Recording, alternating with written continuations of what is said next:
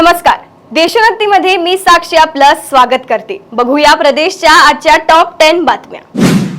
अकोल्यात वंचित बहुजन आघाडीच्या महिला आघाडीच्या एका माजी बड्या महिला नेत्याच्या नातीचे अपहरण करण्यात आले आहे। अकोल्यातल्या कृषीनगर भागातल्या एका नामांकित इंग्लिश स्कूल परिसरातून या 12 वर्षीय मुलीचे अपहरण झाले आहे। या प्रकरणी सिव्हिल लाईन पोलीस ठाण्यात गुन्हा दाखल करण्यात आला असून मंगळवारी रात्री मुलीच्या नातेवाईकांनी मोठी गर्दी केली होती।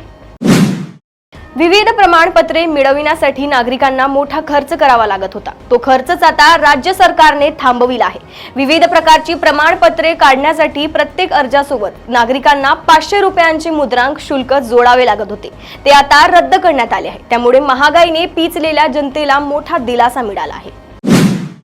मंत्री माणिकराव कोकाटे यांच्या शिक्षेला स्थगिती देण्यात आली आहे। नाशिक सत्र न्यायालयाने हा निर्णय दिला आहे। त्यामुळे माणिकराव कोकाटे यांना मोठा दिलासा मिळाला आहे।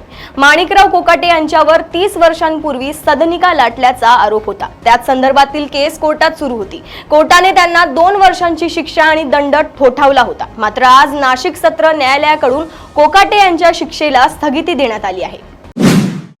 बीड जिल्ह्यातील मस्साजोगचे सरपंच संतोष देशमुख यांच्या हत्येचे फोटो समोर आले आहेत। पोलिसांनी कोर्टात आरोपपत्र दाखल केल्यानंतर त्यात फोटो आणि व्हिडिओ पुरावा म्हणून दिले आहे।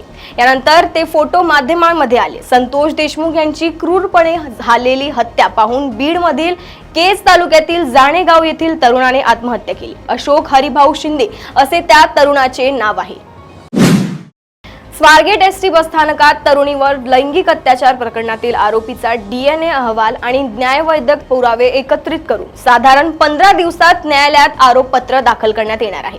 या प्रकरणात तरुणीसह तिचे कुटुंबीय आणि मित्राचा जबाब नोंदविण्यात आला आहे। पीडित तरुणी स्वारगेट परिसरात ज्या वाहनाने आली त्या कारचा कॅब चालक आणि संबंधित शिवशाही बसच्या वाहकाचीही जबाब घेण्यात आला आहे। अंधेरीमध्ये एक भयानक प्रकार घडलाय। अल्पवयीन मुलीच्या आईने तिला मित्राला भेटण्याची मनाई केली। मात्र यामुळे संतापलेल्या मजनूने रागाच्या भरात अवघ्या 17 वर्षांच्या मुलीच्या अंगावर थेट पेट्रोल टाकून तिला पेटवून दिले। या दुर्दैवी घटनेत मुलगी 60% भाजली असून ती कूपर रुग्णालयात मृत्यूशी झुंज देत आहे। तर आरोपीही या घटनेत भाजल्यामुळे त्याच्यावरही सध्या उपचार सुरू आहेत। या प्रकरणी MIDC पोलिसांनी आरोपी विरोधात गुन्हा दाखल केल्याचे समजते। राज्यातील उद्योग धंद्यांना अडथळा आणणाऱ्यांना सोडले जाणार नाही अशा संघटित गुन्हेगारीला चाप लावण्यासाठी त्यांच्यावर थेट मोक्का लावण्यात येईल अशी घोषणा मुख्यमंत्री देवेंद्र फडणवीस यांनी केली आहे। यावेळी मुख्यमंत्री देवेंद्र फडणवीस यांनी साल 2030 पर्यंत महाराष्ट्र $1 ट्रिलियन इकॉनॉमी होणार आहे। हे टार्गेट आपण साल 2028 मध्येच गाठणार होतो, परंतु 2 वर्ष कोरोनामुळे आर्थिक झड बसल्याचेही देवेंद्र फडणवीस यांनी मान्य केले।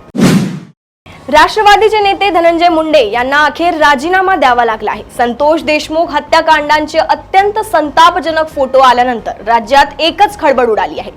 मुंडे यांनी राजीनामा दिल्यानंतर राजकीय वर्तुळातून अनेक प्रतिक्रिया उमटत आहेत। करुणा शर्मा यांनीही या प्रकरणावर आज पुन्हा एकदा प्रतिक्रिया व्यक्त केली आहे। धनंजय मुंडे यांची आमदारकी रद्द करण्यात यावी अशी मागणीच करुणा शर्मा यांनी केली आहे।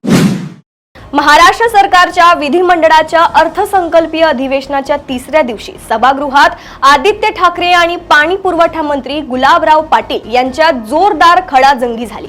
मंत्र्यांनी अभ्यास करून सभागृहात उत्तर दिली पाहिजे असा टोला आदित्य ठाकरेंनी लगावला, ज्यावर गुलाबराव पाटील यांनीही माझा अभ्यास आहे म्हणूनच मला तुमच्या वडिलांनी खातं दिलं होतं असं उत्तर दिलं आहे। या दोघांमध्ये चांगलीच शाब्दिक टोलेबाजी पाहायलाच मिळाली।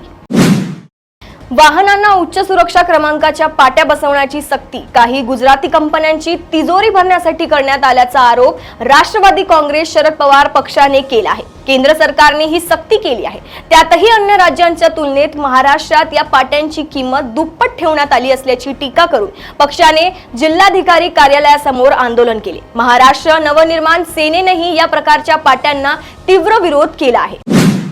प्रदेशातील अशा टॉप 10 बातम्या जाणून घेण्यासाठी बघत रहा देशोन्नती। नमस्कार। ठळक घडामोडींसाठी देशोन्नती न्यूज चॅनलला सबस्क्राइब करा आणि बेल आयकॉन प्रेस करा।